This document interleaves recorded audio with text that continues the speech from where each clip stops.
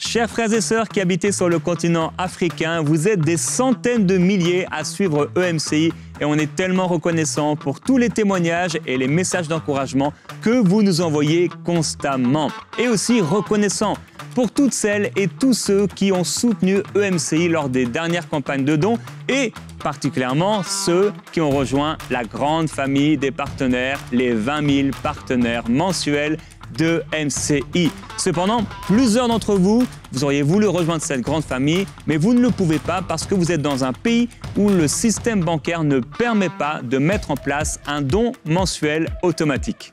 En effet, mais nous avons une bonne nouvelle, deux bonnes nouvelles d'ailleurs. La première, c'est que la campagne des 20 000 partenaires suit son cours. Il n'est pas trop tard pour vous de rejoindre cette famille des partenaires. La seconde, c'est que nous avons mis en place un système pour vous qui êtes sur le continent africain. Alors, à partir de maintenant, vous pouvez faire un don annuel. Oui, avec un seul don, soutenir EMCI pendant 12 mois entiers. C'est facile et renouvelable chaque année. Pour rejoindre la grande famille des partenaires d'EMCI, il vous suffit d'aller sur la page emcitv.com/20 000, de choisir le mode de soutien annuel et de remplir le formulaire. Chaque année, vous recevrez un SMS et un mail vous invitant à renouveler votre partenariat pour l'année suivante. Nous nous réjouissons de votre précieux soutien. Merci beaucoup. Nous croyons qu'ensemble, nous allons voir le Seigneur sauver une multitude dans les nations francophones. Que Dieu vous bénisse. Nous Dieu vous aimons. bénisse.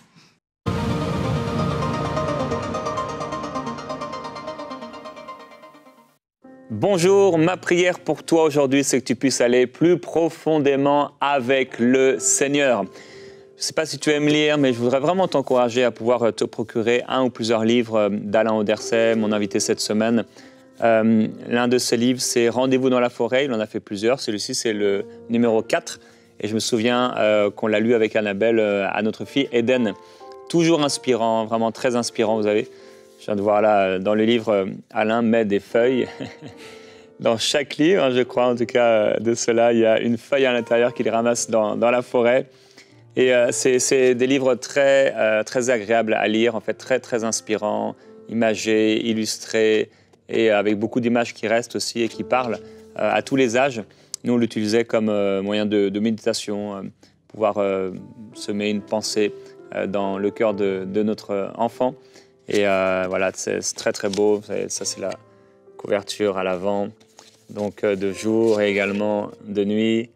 Donc, si vous aimez les images, si vous voulez être inspiré, parfois on peut avoir des saisons où c'est peut-être même un peu plus difficile de lire la Bible, mais ça va vous accompagner aussi avec la Bible de façon très pratique et vous inspirer à vous approcher du Seigneur.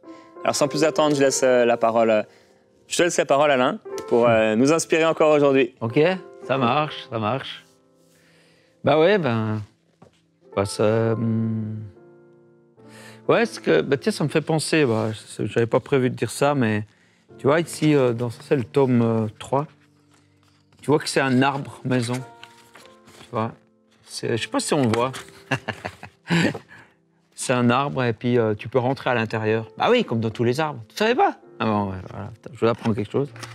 Puis le but, c'est de ne pas être à l'extérieur des choses, d'être à l'intérieur, et c'est pour ça que, en fait, j'ai fait en sorte que la page soit comme la porte qu'on ouvre.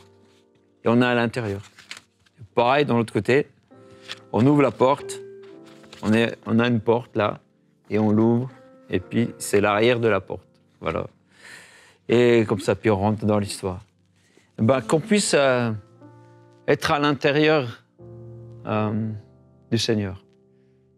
Ça semble étrange de dire être à l'intérieur du Seigneur, parce que c'est une personne, mais c'est une personne qui a dit « Je suis la porte ». Personne ne peut aller au Père s'il ne passe pas par moi. C'est quand même dingue, hein? Tu dois passer par Jésus, c'est dingue. C'est rentrer, il s'agit de rentrer à l'intérieur de sa personne, de qui il est. C'est un passage dans une autre façon de voir les choses. Tu es dans un monde où tu es un numéro, et on te dit que tu as un accident peut-être, je ne sais pas. Et là, tu rentres dans une dimension où tu comprends que tu es tout le temps, tu es attendu depuis pas longtemps, pire que ça, depuis l'éternité. C'est quand même dingue, hein? Ouais, c'est beau. Dans Origine, ça c'est un autre de mes livres, je ne vais pas tous vous les montrer, mais dans un de mes livres qui s'appelle Rendez-vous dans la forêt Origine, à la fin, j'ai vu mon fils avant qu'il naisse. Mon dernier fils, Benjamin. Je l'ai vu avant de naître. Et ça va être la partie gênante du truc, mais je l'ai vu avant de le concevoir, quelques minutes avant. Et maintenant, alors, on enlève ces images, hein, voilà. Mais j'ai vu une vision. J'ai vu une lumière qui descendait sur terre, qui venait chez nous. Alors, à quel moment on existe? Eh bien, je pense qu'on existe depuis toute éternité quelque part, parce que Dieu nous attend de toute éternité. Parce que Dieu, il n'a pas de début, il n'a pas de fin. Et on existe dans la pensée de Dieu. Puis bah, c'est aussi ça que j'ai fait dans celui-là. C'est une pensée comme ça. Je ne veux pas trop spoiler, je vous laisse découvrir, mais c'est un monde qui est dans ce cœur avant l'existence. Enfin voilà. C'est énorme tout ce qu'on peut exploiter comme histoire, chercher, découvrir. On n'est pas obligé de rester cantonné toujours aux mêmes histoires et tout ça. Voilà, bref. Et si je vous ai parlé de Benjamin, c'est mon dernier qui est grand maintenant. Il est plus grand que moi. Mais c'est parce que c'est quelqu'un de particulier. On est tous particuliers, bien sûr. Et je vous ai raconté, je crois que c'était hier, je vous ai raconté l'histoire où il m'a pris la main alors que j'allais en forêt. Là, vous voyez sur mon t-shirt. J'en ai fait un t-shirt. Je l'ai mis, je crois, dans le tome 2 du livre. Et vous voyez là, j'ai dessiné ma main et la sienne. Voilà. Et parce que je pense que c'est ça, c'est ce que le Seigneur attend de vivre avec nous. Ce moment de communion, de relation forte. Et je ne sais pas si ça se fait, j'en sais rien, si c'est trop étrange ou pas. Mais donc, dès très jeune, mon fils était un ami pour moi. C'est bien sûr mon fils, je l'aime comme un père aime son fils, mais je l'aimais plus que ça.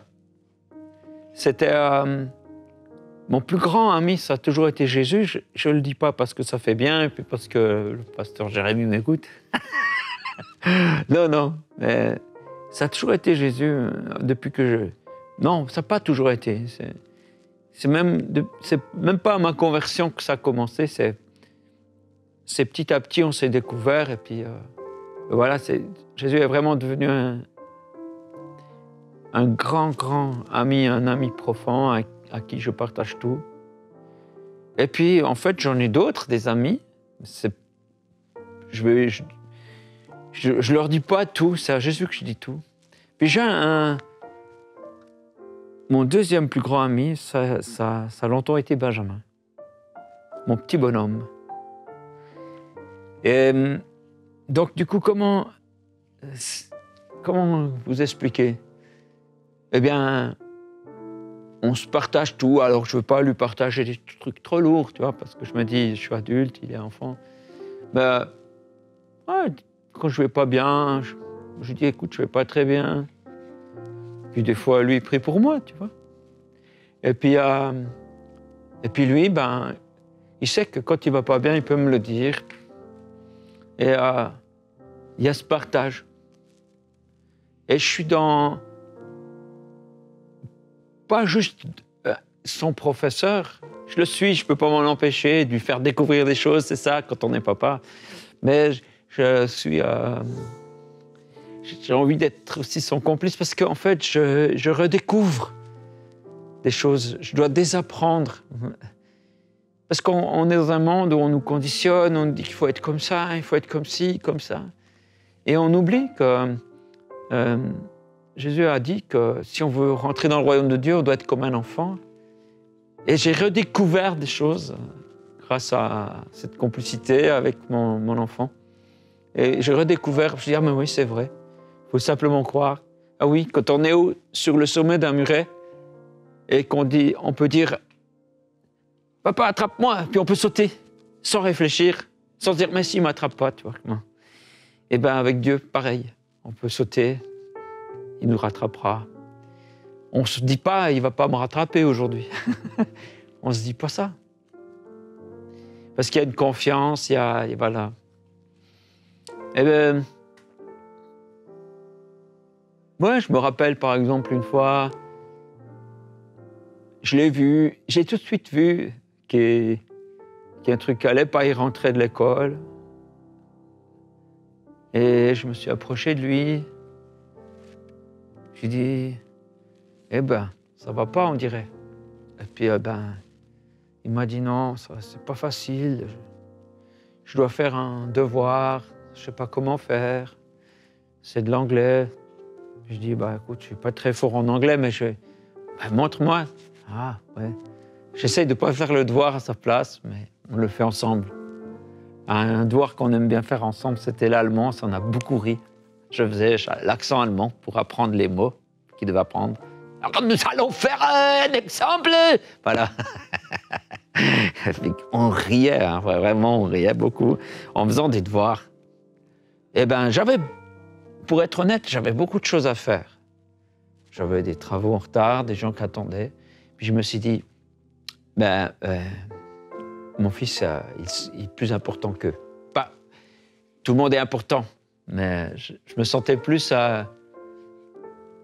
de perdre du temps avec mon fils. Je trouvais que c'est bien. C'est bien. J'avais du plaisir à le faire, et puis c'était pas un devoir, c'était bien. Alors, je parle de lui, hein, mais j'ai pas mis de côté ses autres frères et sœurs. Hein. J'ai eu des belles histoires avec chacun. Mais voilà, aujourd'hui, j'ai décidé de vous parler de lui. Peut-être un jour, je vous parle d'un autre. Hein. Mais du coup, voilà, il est venu avec moi dans des tournées que je faisais. Et quand j'allais, je sais pas, on m'a invité à Paris ou je sais pas où, j'ai dit, écoutez, voilà, je disais, qui veut venir? Et puis Benjamin disait toujours, moi. Et puis voilà, c'était sympa. Ça nous fait des belles aventures, quoi. Parce qu'on allait... Même moi, des fois, je savais pas où on allait, je savais pas trop, je connaissais pas les monuments et tout ça. On les découvrait ensemble, tu vois. Voilà. Et puis, un des grands moments forts qu'on avait, c'est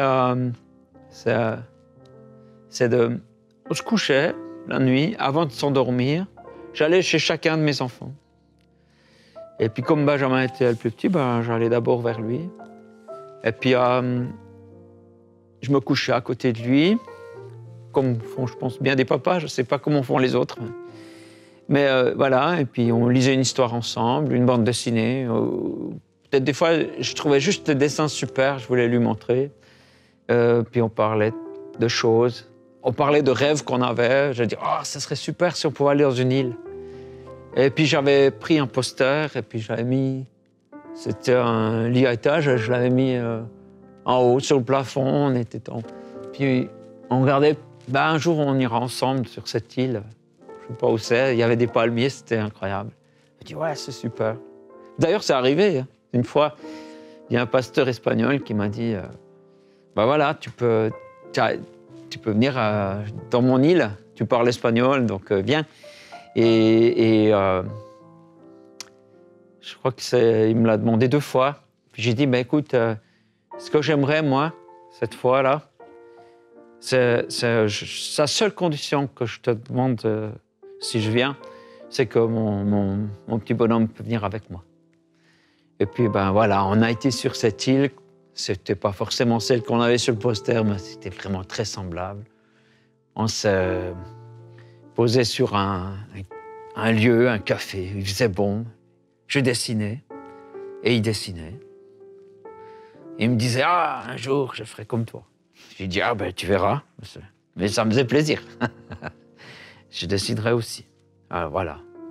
Voilà, je vous décris un peu toute cette histoire. Je me rappelle aussi une fois où il était rentré très triste de l'école. Et j'ai dit, qu'est-ce qui se passe?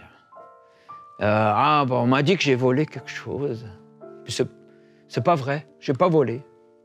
Et puis la maman de cette personne, ou son papa, je sais plus, je crois les deux, on dit, oh, tu as volé, oh, tu viens plus chez nous. J'ai dit, oh, quelle injustice. Et j'avais tendance à vouloir faire comme je l'ai vécu dans ma propre enfance, de me dire, ouais, c'est des histoires d'enfants, c'est pas grave, je veux pas d'histoire.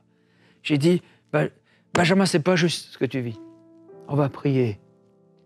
Et puis, je vais voir ses parents. Je vais leur dire que tu es un... Je crois ce que tu me dis. Tu dis que tu n'as pas volé. Je crois. Et je vais leur dire qu'ils se sont trompés. Il a dit d'accord. Et j'étais mort de trouille. J'étais mort de trouille. Je me gêne, moi j'aime pas les conflits, tu vois. J'ai appelé bonjour. Voilà, il y a cette histoire, est-ce qu'on peut parler? Puis j'étais avec lui, on avait prié ensemble. Puis lorsqu'on est arrivé chez eux pour en parler, eh ben en fait, le petit garçon qui avait accusé mon fils a avoué que, en fait, non, c'est pas Benjamin qui l'avait volé, c'était lui-même qui avait menti, je sais pas quoi. Puis nous on a dit, c'est pas grave, tout. C'est des liens profonds. Vous savez, le fait de ne pas être juste quelqu'un qui donne des conseils, mais quelqu'un qui va à la rencontre de l'autre. Et un jour, les choses ont changé. Il est devenu adolescent. Et c'est normal. L'adolescence, c'est pas facile. On devient un adulte. Et voilà, il a commencé à avoir ses secrets. C'est normal, hein, c'est comme ça. Et il a commencé à avoir une porte qui est fermée alors qu'elle était tout le temps ouverte. Puis il faisait ses choses. J'ai senti que je dérangeais. Et je me suis dit, ben voilà. Et j'ai senti une distance. Je m'en suis ouvert à ma femme, à sa maman. Et j'ai dit, mais pourquoi je peux plus... Il me dit pas tout. Je devine ce qu'il vit, mais il me le parle pas. Puis il dit, mais c'est normal, rappelle-toi, les autres, c'était comme ça aussi. J'ai dit, ouais, c'est normal, ouais, c'est vrai. Alors j'ai respecté ça. Mais c'était dur.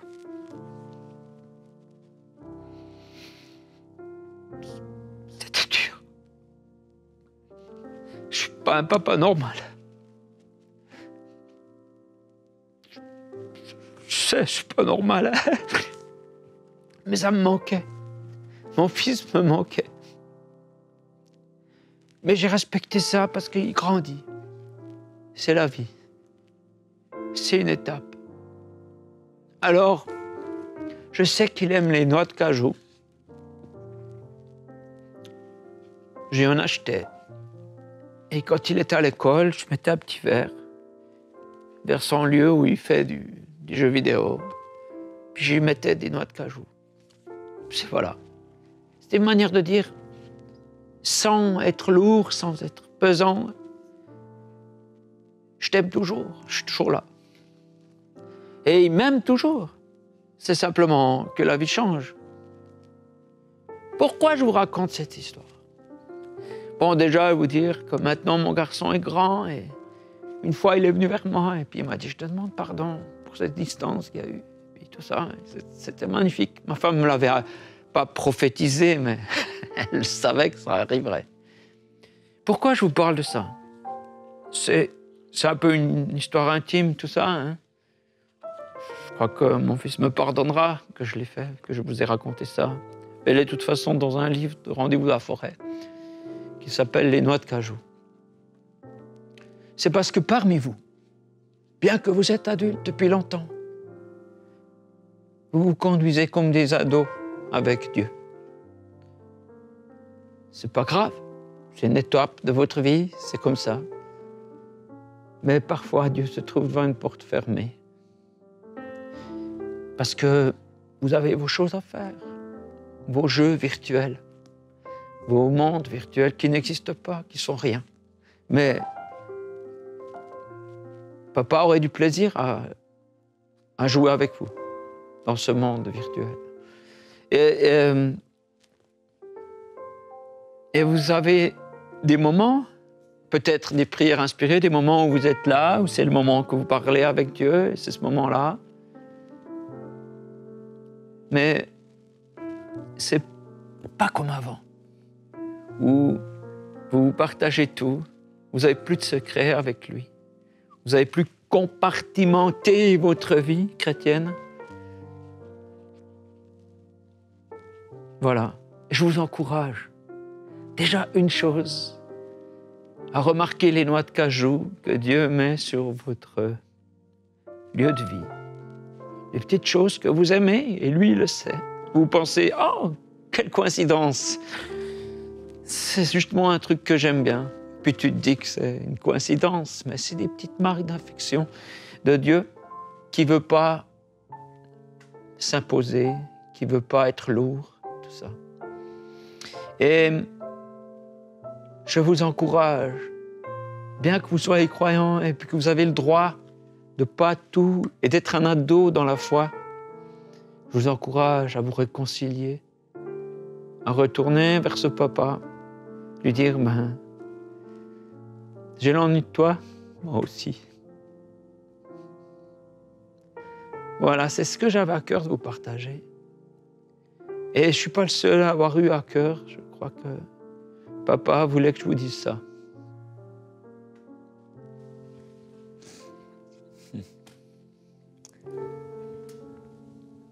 Merci Alain. Avant l'émission, j'ai demandé au Seigneur, fais-nous pleurer pendant cette émission. Pourquoi tu demandes des trucs pareils? Je ne sais pas s'ils ont pleuré en régie, si vous avez pleuré, mais moi j'ai pleuré.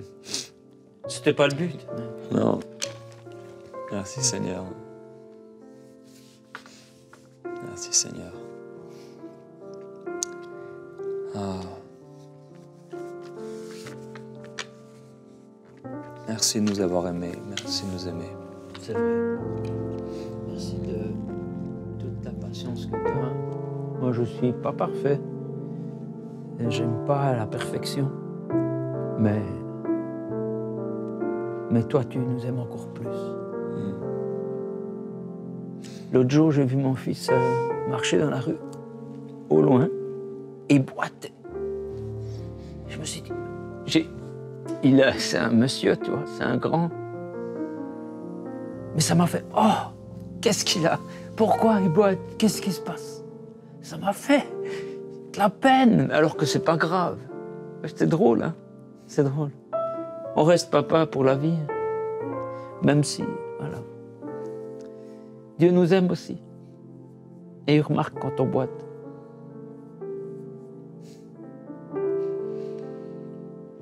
Voilà.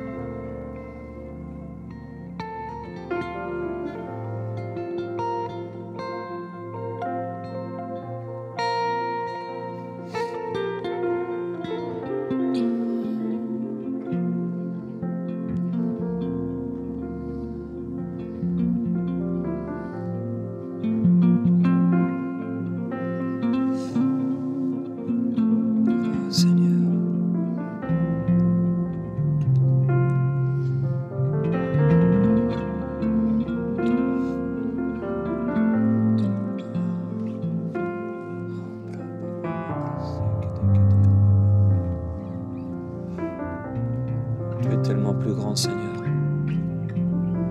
que ce qu'on a dit de toi. Tu es tellement plus grand que ce qu'on peut imaginer. Ton amour est tellement plus grand qu'aucune prédication, qu'aucun message ne peut apporter. Tu nous dépasses, Seigneur. Et comme l'univers qui s'étend sans cesse, ton amour pour nous s'étend sans cesse. Père, je prie pour quelqu'un aujourd'hui qui a besoin de recevoir cette révélation de ton amour.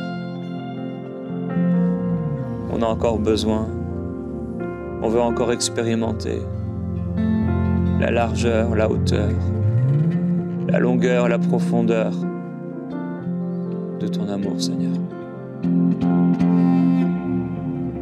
Viens encore guérir les cœurs. Viens, Seigneur, amener un bouleversement dans notre façon de te voir. Nous t'aimons, Seigneur.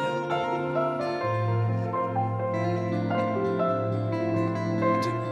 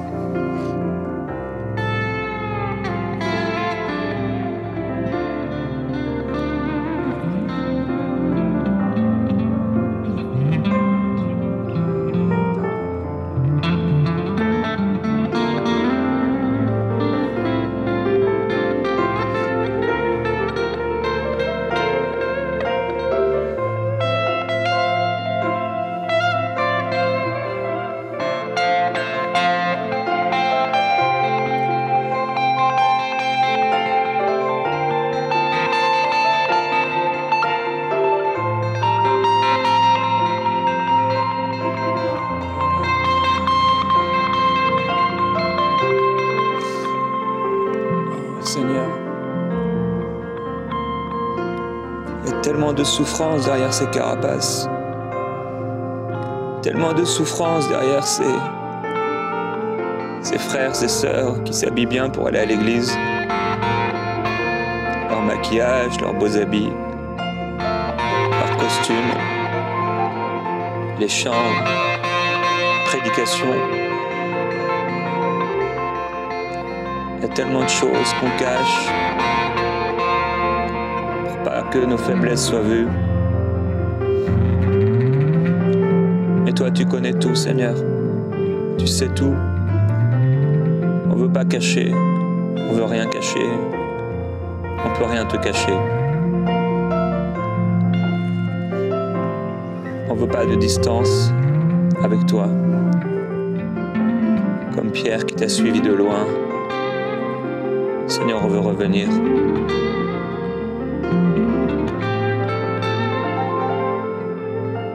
À cette proximité, à cette intimité. Nous laisser encore porter par toi, même si on a grandi. Nous laisser encore aimer par toi, même si on est devenus des adultes. Dans ton cœur, on sera toujours tes enfants. Tes fils, tes filles. Tu peux pas enlever ça de ton cœur. Tu es notre Père.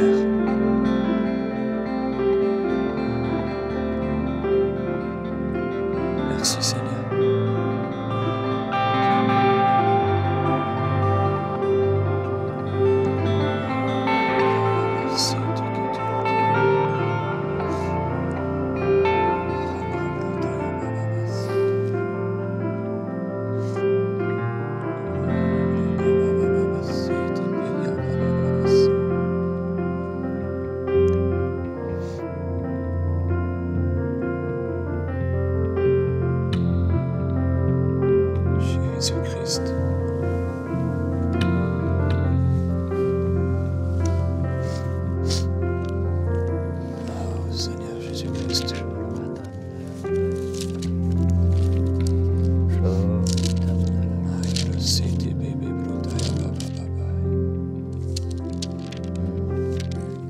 Soyez réconciliés avec Papa. Soyez réconciliés, soyez délivrés des fausses images que vous avez de lui. Puissiez-vous voir au-delà de tout ce qui a été fabriqué autour de lui pour le voir, pour voir son cœur.